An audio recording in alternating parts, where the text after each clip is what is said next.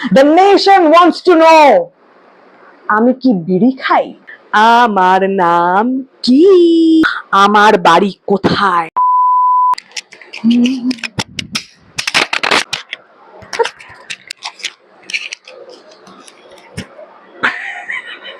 2,000 years later.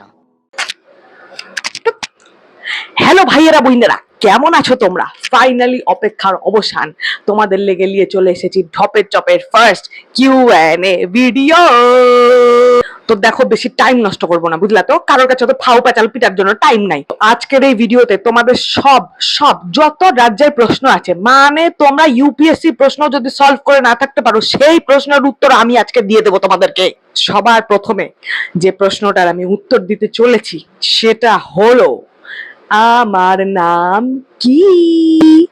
তো আমার আসল নাম হলো দেবী, DEVI ইংরেজিতে, বাংলায় দয়েকার বয়ে দীর্ঘই।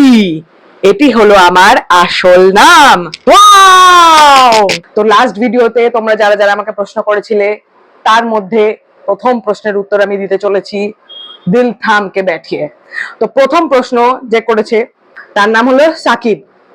তো সে অনেকগুলো প্রশ্ন করেছে, তার মধ্যে তার প্রথম প্রশ্ন ছিল, ফেসবুক শুরু করার পেছনে তোমার অনুপ্রেরণা কি ছিল? তো এখানে আমি ছোট্ট করে একটা ইন্ট্রোডাকশন দিয়ে দিই নিজের। তো আমি হলাম আসলে একজন মিডিয়া পার্সন।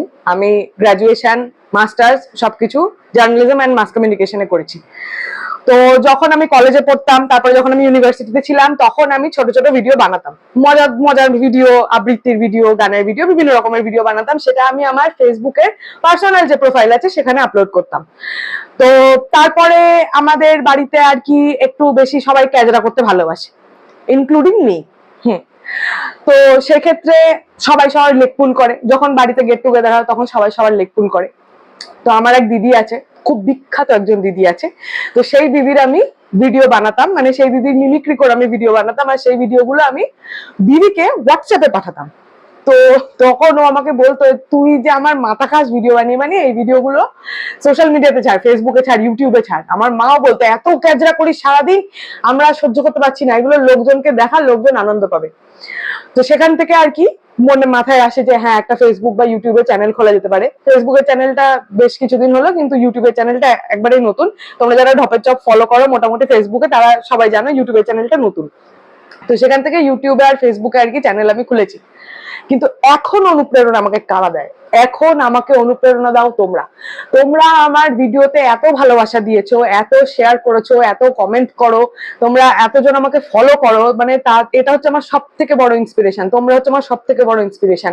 আর একটা জিনিস বলি, মানে এখন যখন আমি ট্রেনে করে বাড়ি যাই বা বাড়িতে যখন আমি ওখানে থাকি, তখন অনেকে আর কি রাস্তাঘাটে যখন দেখে আমাকে বলে, দিদি তুমি ভিডিও করো না, বা বোন তুমি ভিডিও করো না, তোমাকে আমি ফেসবুকে দেখি। মানে সেটা যে একটা কত বড় মানে পাওয়া, সেটা হচ্ছে কত বড় একটা ইন্সপিরেশন, যে তোমাদের ওই কথাগুলো শুনে মনে হয় যে বাবার, মানে এত মানুষ আমাকে, মানে মানুষ আমাকে রাস্তাঘাটে চিনতে পারছে। এটা একটা বিশাল বড় অ্যাচিভমেন্ট আমার জন্য। মানে এটা আমি স্বপ্নেও ভাবতে পারিনি যে মানে এইটুকুনি আমি একটা ছোট্ট ক্রিয়েটার বলতে গেলে, মানে জাস্ট আমি শুরু করেছি আমার জার্নিটা। সেখানেই তোমরা আমাকে যখন চিনতে পারো, তখন আমার মানে কি যে ভালো লাগে সেটা আমি ভাষায় প্রকাশ করতে পারবো না। তো তোমরাই হচ্ছে আমার আসলে ইন্সপিরেশন। যখন বলো যে আমার ভিডিও দেখতে ভালোবাসো, তোমরাই হচ্ছে আমার সব থেকে বড় অনুপ্রেরণা। তো সাকিব ভাই বা দাদার প্রথম প্রশ্নের উত্তর এটাই ছিল। আচ্ছা, দ্বিতীয় প্রশ্ন হচ্ছে, প্রথম যেদিন ভিডিও আপলোড করলে কেমন রেসপন্স পেয়েছিলে? এটাতে মোটামুটি রেসপন্স ছিল। আমার সেকেন্ড ভিডিওটা তোমাদের সকলের ভালোবাসায় সত্যি ভাইরাল হয়। আমি ভাবতে পারিনি যে অতটা ভিউ হবে। মানে সেই ভিডিওটাতে এখন 1.7 মিলিয়ন ভিউ। আমি লাস্ট যখন আর কি চেক করেছিলাম, তখন দেখেছিলাম 1.7 মিলিয়ন। মানে বাপরে, আমি মানে স্বপ্নেও ভাবতে পারি না, এখনো ভাবতে পারি, বিশ্বাস হয় না আমার যে ওই ভিডিওটা এত মানুষের কাছে পৌঁছে গেছে। সেটা ছিল হচ্ছে মুর্শিদাবাদের ভাষা। অনেকে সেটাকে ক্রিটিসাইজ করেছে, অনেকে অফেন্ডেড হয়েছে, কিন্তু আমি মন থেকে বলছি আমি আমার ভাষাকে খুব ভালোবাসি। আর যখন কোনো মানুষ নিজের রুট থেকে, নিজের শেকড় থেকে অনেক দূরে থাকে, তখন সেটা টান অনেক বেশি পরিমাণে অনুভব করে। আমার সঙ্গে অনেকে রিলেট করবেন যারা বাইরে থাকেন, তারা সবাই বুঝতে পারবেন আমি কি বলার চেষ্টা করছি। তো সেই জায়গাটা থেকে না, যখন বাইরে থাকি আমি, তখন ওই মানে নিজের জায়গার প্রতি, নিজের শেকড়ের প্রতি টানটা যে কি পরিমাণে মানে ফিল করা যায়, সেটা আমার মতো যারা বাইরে থাকে তারা বুঝতে পারবে। তো সেক্ষেত্রে ক্ষেত্রে নিজের ভাষাকে অসম্মান করা মানে দুঃস্বপ্ন আমি ভাবতে পারবো না, যেটা অসম্মান করিনি। আমি আমার ভাষাকে ভীষণ ভালোবাসি, আমি আমার দেশকে ভীষণ ভালোবাসি, আমি আমার মুর্শিদাবাদকে অনেক ভালোবাসি।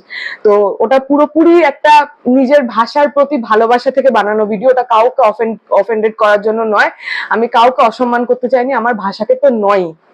তো সেই ভিডিওটা হচ্ছে সব থেকে বেশি আর কি রেসপন্স পেয়েছিলাম।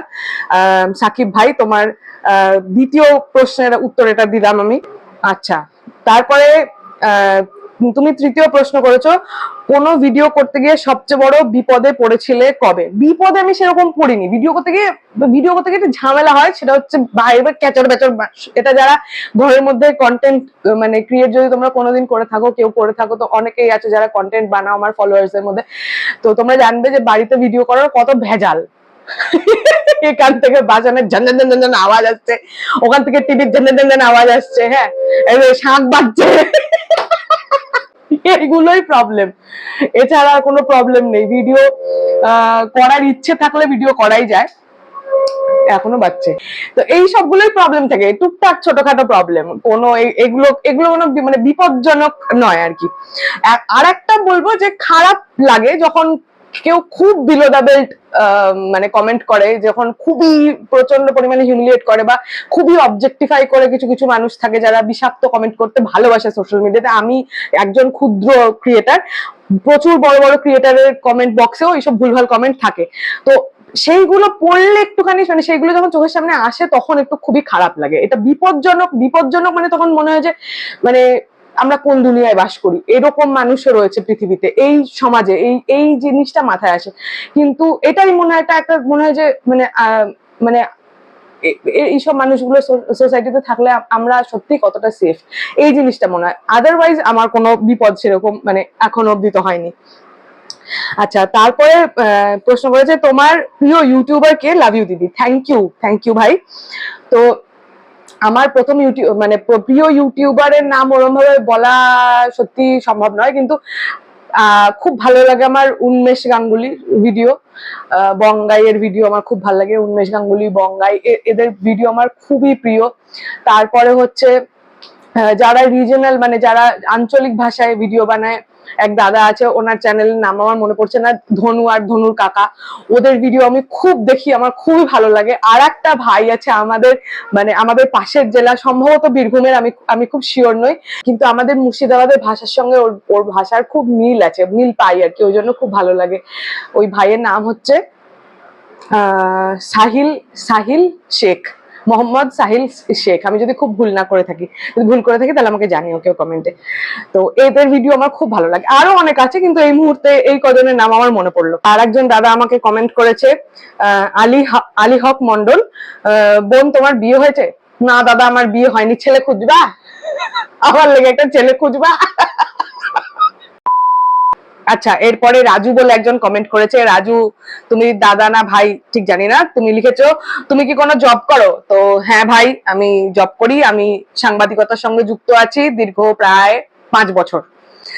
তো এবার হচ্ছে আসল বড় প্রশ্নের উত্তর দেব। তোমাদের মধ্যে অনেকেই গেস করেছো। তো প্রশ্নটা হচ্ছে, আমার আসলে বাড়ি কোথায় কোথায় কোথায়? তোমাদের মধ্যে যারা গেস করেছিলে যে আমার বাড়ি লালগোলার দিকে, অনেকে কমেন্ট করেছো, এই ভিডিওতেও কমেন্ট করেছো যে আমার বাড়ি হয়তো লালগোলায়। তো যারা যারা তোমরা গেস করেছিলে যে আমার বাড়ি লালগোলার দিকে, তারা একদম সঠিক উত্তর দিয়ে জিতে গেছো 1 কোটি টাকা। হাততালি। তো আমার বাড়ি লালগোলায় নয়, তবে লালগোলার দিকে। হ্যাঁ, আমার আসল বাড়ি হচ্ছে জিয়াগঞ্জ আমাদের আদি বাড়ি। তবে ছোটবেলাটা আমার জিয়াগঞ্জে কাটলেও পরবর্তীকালে স্কুলের জন্য, আমার ভাইয়ের পড়াশোনার জন্য আমরা চলে যাই বহরমপুরে। তো বহরমপুরে আমার পুরো ছোটবেলাটা কেটেছে। হাই স্কুল পর্যন্ত আমি মানে ক্লাস 12 অব্দি আমি গোড়াবাজার শিল্প মন্দির গার্লস হাই স্কুলে পড়েছি বহরমপুরের। তারপর আমি চলে আসি কলকাতাতে আমি গ্রাজুয়েশন করেছি। কলকাতাতে গ্রাজুয়েশনের পরে আমি দেরাদুনে চলে গেছিলাম আমার মাস্টার্স এর জন্য। ওখানে মাস্টার ডিগ্রি করে আপাতত আমি কলকাতাতেই সেটেল, কলকাতাতেই থাকি। তবে বাড়ি তো সবাই যায়, আর আমিও যাই। এইবারে এই প্রশ্নের উত্তরটা দেওয়ার লেগে মানে আমি হচ্ছে আমার প্রথম ভিডিও যেদিন আপলোড করেছি তারপর থেকে এই প্রশ্নটা মনে করেছি আমি বলবোই একদিন না একদিন আমি বলবোই।